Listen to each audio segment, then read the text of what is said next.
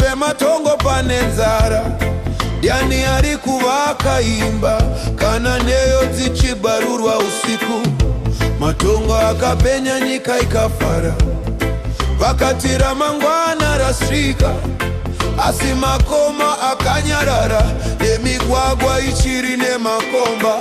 Pakaverengwa namba dzikakura, dzikasvika kudenga semakore, asi mvura haina kunaya, yakanyangarika munzira.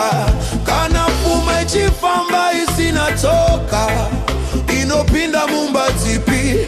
Kana bhosva ichizvarwa isina mai, ndiani anoramba achirera? Pamusoro pematongo pane kuseka, pasi pematongo pane kuchema.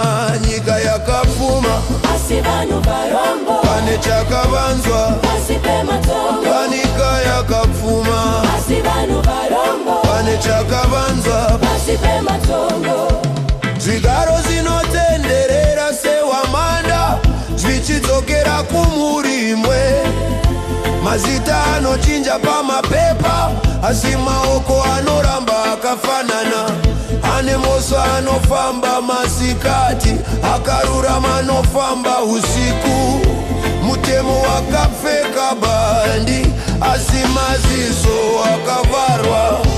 Handisi kupomera munhu, iri kungobvunza nyika, kana mbeu ikarimwa neropa, gogo racho rinonaka here? Pamusoro pematongo pane kuseka, pasi pematongo pane kuchema.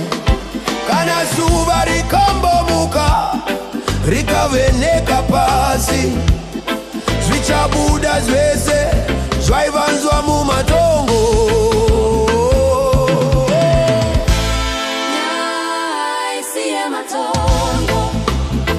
Asi ndekutonga, nekuti kana